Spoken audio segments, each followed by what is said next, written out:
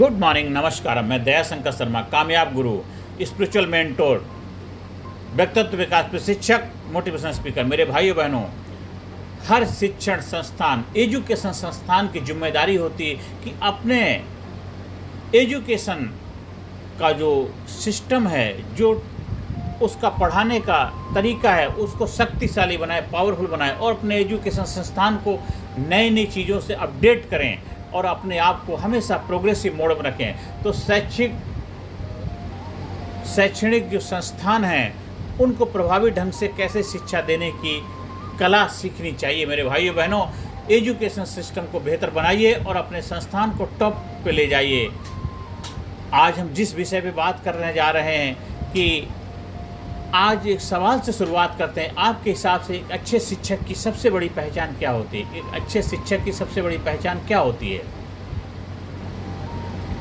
2-3 लोग अपने आप से डिस्कस करिए और फिर अपने आप उसका सवाल का जवाब दीजिए। मेरे भाइयों बहनों, मैं ये छोटा सा अभ्यास से शुरुआत करते हैं। सभी शिक्षक अपने बगल वाले साथी से जो आसपास हैं उनसे पूछें, उन्हें बताएं कि उन्हें पढ़ाने में सबसे बड़ी चुनौती कब आती है, क्या आती है, क्या उनको चैलेंज आता है जब वो पढ़ाते हैं।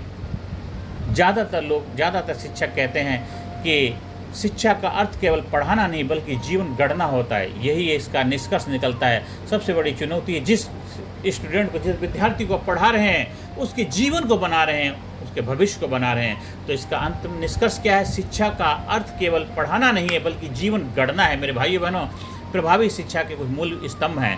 5 स्तंभ की चर्चा हम करेंगे। पहला क्या है? उद्देश्य, पर्पस क्लियर होना चाहिए। विद्यार्थी केंद्रित दृष्टिकोण होना चाहिए।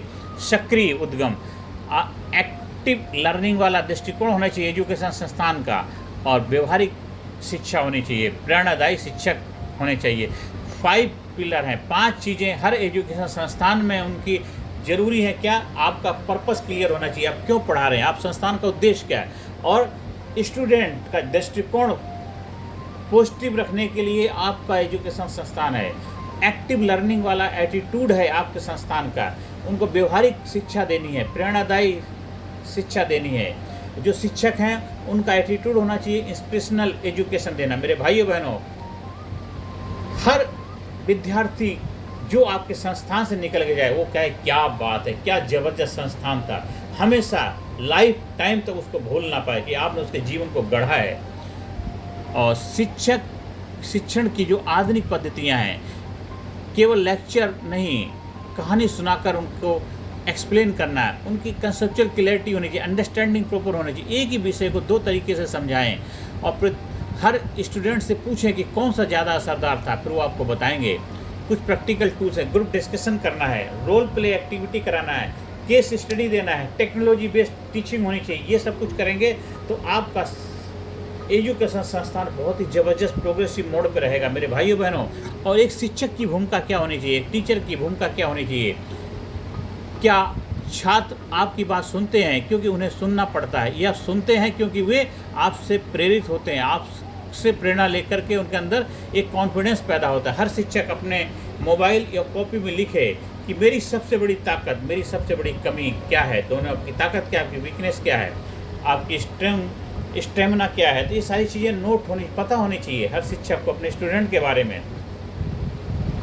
और इसके बाद इसके ऊपर हमें काम करना। आपकी जो स्ट्रेंथ है उसको बेहतर तरीके से यूटिलाइज करना, जो वीकनेस है उसको इम्प्रूव करना है।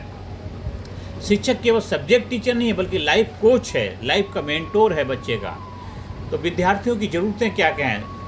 मेरे भाइयों बहनों, हर स्टूडेंट को क्या टीच करोगे? लाइफ स्किल सिखाइए, इमोशनल इंटेलिजेंस की कला सिखाइए, क्रिटिकल थिंकिंग करना सिखाइए, डिजिटल स्किल सिखाइए, वैल्यू एजुकेशन दीजिए। ये शिक्षक जो है विद्यार्थी की जो चैलेंजेस है उनको दूर करने में अपनी भूमिका निभाए। उसके ग्रुप एक्टिविटी करिएंगे। हमें क्या है, हर चीज़ को ग्रुप एक्टिविटी में डिवाइड करें। उससे क्या होगा, बच्चों के अंदर कॉन्फिडेंस होगा, एक ज़बरदस्त बोलने की कला सीखेंगे और उनके अंदर एक ज़बरदस्त क्या होगा, एक्सपोजर होगा। और हर एजुकेशन संस्थान के लिए कुछ प्रैक्टिकल व्यवहारिक उपाय हैं। क्या है? केस स्टडी, जैसे फिनलैंड का मॉडल संक्षेप में हमें समझना है और उसको अच्छी तरह से अपने स्कूल में इम्प्लीमेंटेशन करना है कि फिनलैंड का जो एजुकेशन बहुत टॉप क्लास का है। ब्रेन स्ट्रोमिंग एक्सरसाइज हमें करनी है और हम अपने स्कूल कॉलेज में कौन सी 3 चीज़ें तुरंत लागू कर सकते हैं, इसके ऊपर हमें अपने अंदर संस्थान में बैठ के बातचीत करनी है, बोर्ड मीटिंग करें, उसके साथ बैठ के हमें उसको इम्प्लीमेंटेशन करें और बोर्ड के और सारे मेंबर उनका सुझाव मांगें, तब जाके आपका संस्थान ज़बरदस्त आगे बढ़ेगा। और भविष्य की शिक्षा, एजुकेशन फ्यूचर ओरिएंटेड होनी चाहिए। हमें AI रोबोटिक्स का इस्तेमाल करना है। आज आर्टिफिशियल इंटेलिजेंस और रोबोटिक्स का ज़माना है, तो हमें उसको भी अपनी एजुकेशन सिस्टम में ऐड करना है। और आने वाले समय में क्रिएटिविटी, ह्यूमैनिटी की ही सबसे बड़ी ताकत होगी। मेरे भाइयों बहनों, विजन एक्सरसाइज, हर स्टूडेंट से 5 साल के बाद की शिक्षा की तस्वीर खींच कर बताएं कैसी होनी चाहिए, क्या होगा आपका भविष्य, क्या फ्यूचर होगा। और जो टीचर हैं बैठ के बोर्ड बनाए, मीटिंग करें, उसमें 4 से 5 साल का अपना विजन क्लियर होना चाहिए संस्थान के बारे में। और हर एजुकेशन संस्थान की जिम्मेदारी बनती है कि हमें अपने संस्थान को आगे लेके जाना है।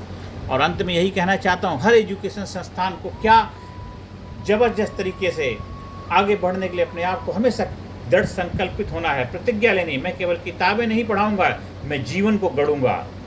और अंतिम संदेश है यही है कि सच्चा शिक्षक वह है जो छात्रों के अंदर सोई हुई संभावनाओं को जगा दे, उन्हें महान इंसान बना दे, उनकी सोई शक्तियों से उनको रूबरू करा दे, उन्हें एक जबरदस्त ग्रेट व्यक्तित्व का मालिक बना दे। मेरे भाइयों बहनों, हर एजुकेशन संस्थान को ज़्यादा से ज़्यादा अपने अंदर इनोवेशन और करना है, जिससे उनके अंदर एक ज़बरदस्त क्या होगा, इवोल्यूशन होगा, ट्रांसफॉर्मेशन होगा और ज़बरदस्त तरीके से संस्थान आगे बढ़ेगा। आप अपने स्कूल में, कॉलेज में भी ट्रेनिंग प्रोग्राम का आयोजन कराने के लिए संपर्क स्थापित कर सकते हैं। बच्चों के लिए, टीचर्स के लिए, फैकल्टी के लिए हमारे यूट्यूब चैनल को सब्सक्राइब करिए और ज़्यादा से ज़्यादा लोगों को प्रेरणा देने का माध्यम बनिए, ज़्यादा से ज़्यादा लोगों को जीवन में सकारात्मक भूमिका निभाइए। धन्यवाद।